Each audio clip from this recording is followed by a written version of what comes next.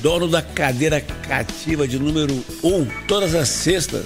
Luiz Andrade, psiquiatra, homeopata, bom dia. Eduardo, Valéria, Fernanda, ouvintes internautas. Bom dia, doutor. Comemorando hoje o dia de São Bento.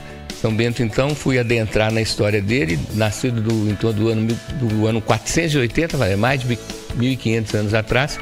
Ele tem uma peculiaridade que cunhou a recomendação orai e vigiai, né? A questão de você pedir ao plano espiritual e fazer a sua parte, né? E o protetor também, Eduardo, as doenças que tem gente que não acredita, mas as doenças de origem espiritual, as bruxarias, as feitiçarias, me lembro de um tempo de menino, quando as coisas eram diferentes, do mesmo jeito que você tinha que cuidar muito da criança, senão ela desencarnava, tinha a história do ventre virado e da espinhela caída. Espinhela caída. Né? E quem dava o trato, vamos dizer assim, não era o médico, não, era a benzedeira, isso. Né? Então, São Bento tem essa característica de proteger contra inveja, tentações, influências negativas e contra essas doenças causadas de origem espiritual. Protetor contra perigos e acidentes. E ele é quem é o protetor dos arquitetos e dos socorristas. Fazer uma homenagem, né, Valéria? O pessoal do SAMU, do pronto-socorro. Isso é muito importante. Né? Nossa Senhora, você trabalhar com essa coisa sempre é uma coisa grave, né? Sempre uma coisa complicada. Então, São Bento nos proteja. Pense em reduzir impostos para coisas que sejam importantes, acessíveis à população. Porque você manter um carro hoje, por exemplo, você entra com um carro para fazer uma revisão na concessionária, é 3, 4 mil reais. Onde que uma pessoa pode ter um carro reduzido e vai, como você manter? É como se fosse um filho.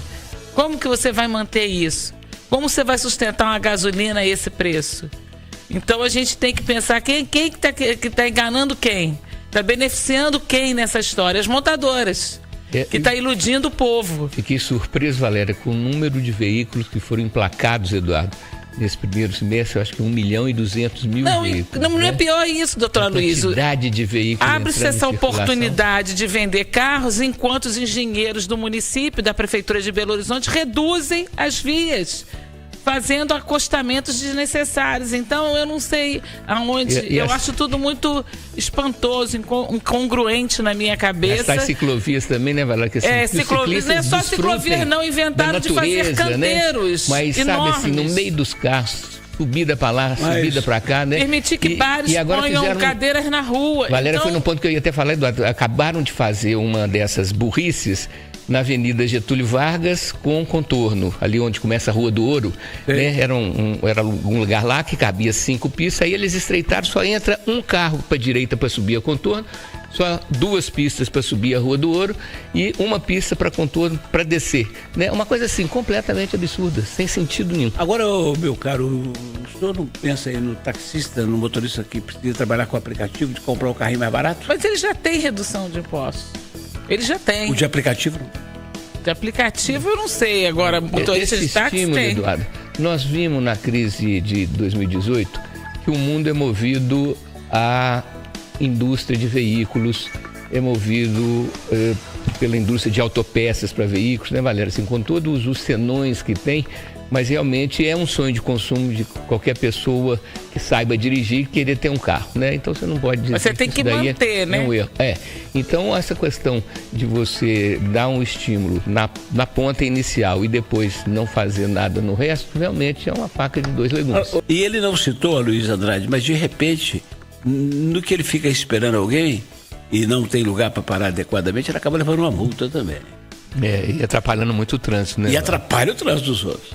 E a recomendação é que a pessoa, quando for pedir o táxi, já esteja pronta, já esteja vestida, já esteja penteada, né, Valéria? Para poder, não é fazer correria, que aí também, né, quer dizer, a pessoa tem o seu direito de não sair esbafurida na correria, como se fosse ela funcionária do motorista de aplicativo, que na verdade é o funcionário, né? Não vai deixar ele esperando um tempão, mas, né? Agora, vê se o meu raciocínio está certo, doutor. Depois eu vou chegar nela que eu estou querendo provocar aqui, com esse perfume dela. Ô, doutor, eu estou no apartamento, 15º andar. Eu vou chamar o aplicativo. Aí eu só faço isso quando eu estou todo pronto. Botei a roupinha e tal, olhei onde é que está a chave, o celular, peço.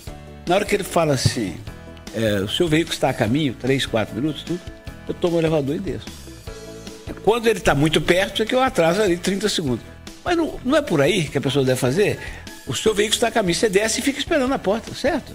Isso mesmo, né? É a questão de pensar no outro também, né, Eduardo? Não só em si, mas no outro também. Então, se aprontar, se arrumar, pegar seus pertences e já fazer esse trânsito entre o seu apartamento e a portaria do prédio, né? Com cuidado, Eduardo, que se também o motorista atrasa e a pessoa fica do lado de fora, o risco de assalto é grande, né? Então tem que ter esse cuidado de estar para dentro. Mas, não doutor, sair. são aqueles perfumes que têm formatos esquisitos.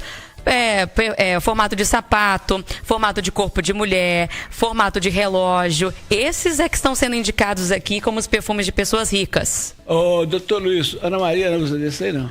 Skate. Hein? Não, porque eu sou meio incomodado com um perfume que chama muito assim, que salta muito aos narizes, né? As células. Ele gosta de manter a mulher dele só pra ele, né, Eduardo? Espalhar o cheiro dela, não, A Luiz Andrade, pelo menos eu já não trabalho mais na Record, quando tinha que acordar às 4h30 e coragem de verão às 3h30 da manhã. Mas que é duro, viu? Sem dúvida, Eduardo. Eu até sempre fui anti-horário de verão, porque o que acontece? Quando o dia termina no verão, ele termina muito mais tarde, muito mais claro, né? Então você tem a oportunidade de chegar em casa mais cedo ou de fazer sua ginástica. Então sempre achei que tinha uma inversão, que os estudos mais profundos, Eduardo, mostram que o grande vilão no consumo de energia elétrica é o chuveiro elétrico. E os ventiladores. E os ares refrigerados. E os ar refrigerados com calorão. No caso, quando você então antecipa uma hora, acaba que de manhã, no começo do dia, você tem um pico de consumo energético por causa dos chuveiros elétricos, né? Então, essa questão de formas de você atenuar um consumo de energia que está acima da produção é um uso mais racionalizado. Por exemplo, o Paraguai tem uma parte de energia de Itaipu que vende para o Brasil, né? Só que eles só pensam nisso quando chega, né, Pedro? Nós já estamos caminhando aí, nós estamos, né, terminamos meio de julho, daqui a pouquinho está a primavera e o verão. Eu acho que tem jeito de fazer uma coisa mais racional e que a pessoa não seja obrigada, porque o cortisol, que é o hormônio da atividade, ele é estimulado pela luminosidade. E ele começa a ser produzido em torno das 3 da manhã pelas suprarrenais para começar o preparo para a gente levantar. Por isso que muitas vezes, Valéria, a gente tem às 3 da manhã uma acordada precoce. 2 motivos: a bexiga já está cheia, então é importante a pessoa sentar-se na cama, contar de 1 até 10 para não correr risco de sofrer uma queda, de ficar tonta, né? Vai ao banheiro, senta-se no vaso, faz um xixi prolongado e volta para dar sequência no final do seu sono. Então, às 3 da manhã começa a produção e o pico, Eduardo, é quando o dia clareia. A claridade, por isso que se a pessoa tem a oportunidade de dormir com uma fresta da janela aberta, né, da janela, da cortina, né, para poder perceber que o dia está clareando. No blackout tem esse problema, Eduardo, porque você fica no escuro todo, você não tem essa noção. E tem um texto que foi encontrado na igreja na Itália, no ano 900, há um tempão atrás, Valéria, que ele descreve da seguinte maneira: toda manhã na África, um leão acorda. Ele sabe que terá que correr mais do que a gazela, senão morrerá de fome. Toda manhã na África uma gazela acorda e ela sabe que terá que correr mais do que o leão, senão morrerá. E aí ele termina, é um anônimo, né? Não tem um autor. Ele fala assim: quando o dia surge, não importa se você é um leão ou uma gazela, é bom que comece a correr. A hora de acordar é quando clareia. Agora você tem que acordar antes do dia clarear. Puxa vida, ia economizar energia e ia questionar. E que acabou morto no auge da fama. Aí o pai dele falou: ele bateu na mãe dele. Depois veio bater em mim, eu tive que matá-lo. Então, além da cultura, tem a estupidez humana, que é latente, né, doutor? Teoriza-se espiritualmente que as relações familiares são muito próximas e que não existe uma relação familiar que se diga neutra ou que seja normal. Ou é uma relação kármica boa, que você tem que ter cuidado, Eduardo, de não virar um grude, né?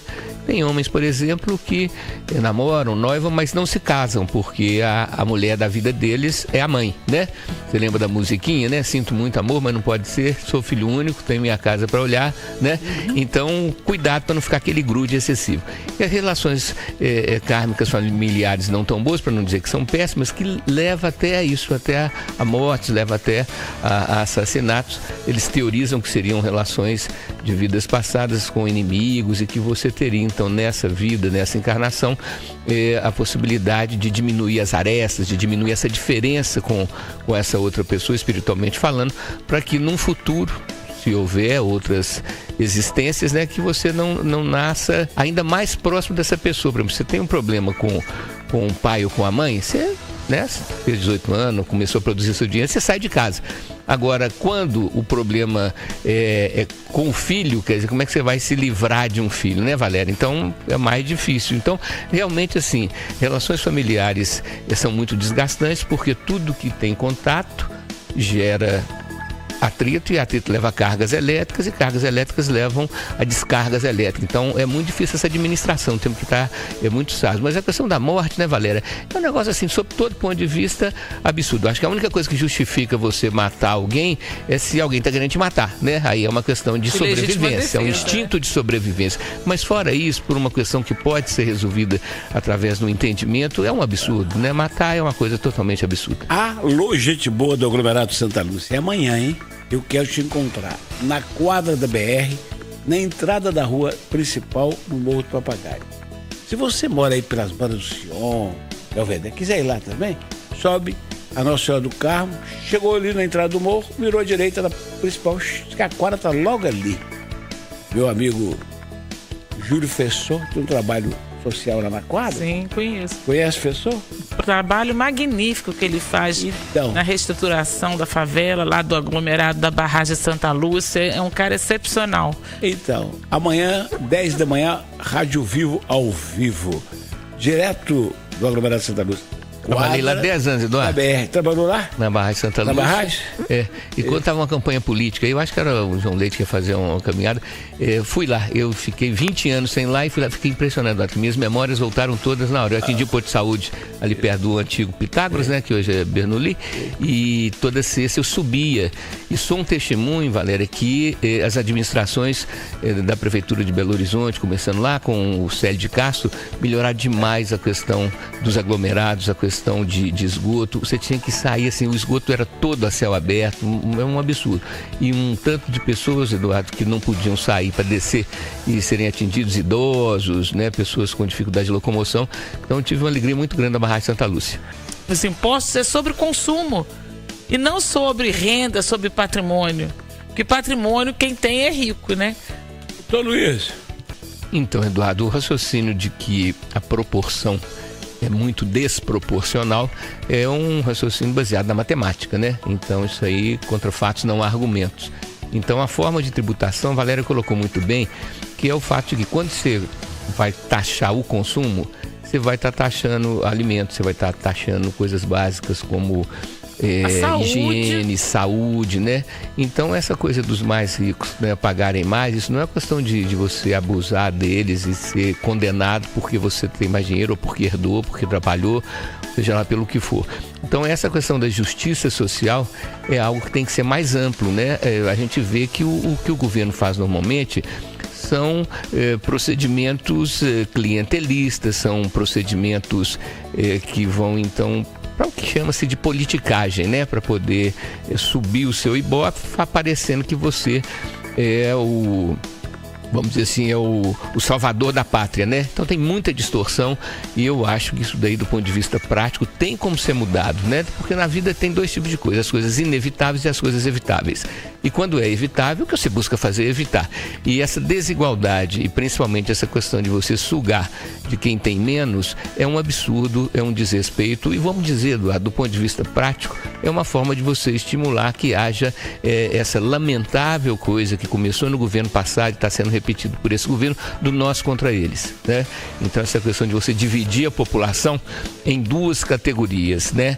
Ou é por mim, ou está comigo, ou é contra mim e é meu inimigo. O Aloysio Andrade falou que você tem Morar, ele falou que queria falar um tiquinho de Morar. Então, Eduardo, achei que você está com a intuição muito boa, porque hoje vim para cá pensando nisso. Eu pedi Eduardo para poder falar de professor Murat alguns poucos minutos, né? Nós estamos completando 42 anos. Foi em julho de 1983 que o professor Murat criou o Conselho Estadual de Entorpecentes, que hoje se chama Conselho Estadual de Política sobre Drogas. Foi também professor Murat que, além de ter tido 3 mandatos como deputado federal, foi o vereador mais votado em 2 eleições em Belo Horizonte. E um exemplo do político, Eduardo, convivi com o professor Murat há 30 anos, comecei na Fundação Libanesa, depois passando pelo Abraço, no Conselho de Política de Drogas, uma pessoa completamente dedicada ao próximo. E acompanhei o patrimônio do Murat, ele não teve, Valéria, nada dessas coisas absurdas e inexplicáveis. Eu vivia do salário dele de professor aposentado da Faculdade de Farmácia, da Faculdade de Ciências Médicas, onde ele foi diretor, né? Então, fazer uma homenagem ao professor Murat, que foi quem estimulou o então ministro da Justiça, Ibrahim Abiacchio, que hoje ainda está vivo, idoso, mas está vivo, né? Pai do Paulo Abiacchio, que é o presidente do PSDB de Minas. Foi ele, então, que estimulou o Abiacchio a criar o Conselho Federal de Entorpecentes. Então, todo o processo da política pública sobre drogas no Brasil deve-se ao professor Murat, então, que Deus o tenha em bom lugar. Parabéns aí para os professores e alunos que estão entrando em férias, né? Essa segunda quinzena de julho. Então, bom proveito, que vocês se divirtam muito, né? Sempre pensando na questão de que veneno nunca é a coisa, mas a quantidade da coisa. Então, maneirar para não exagerar.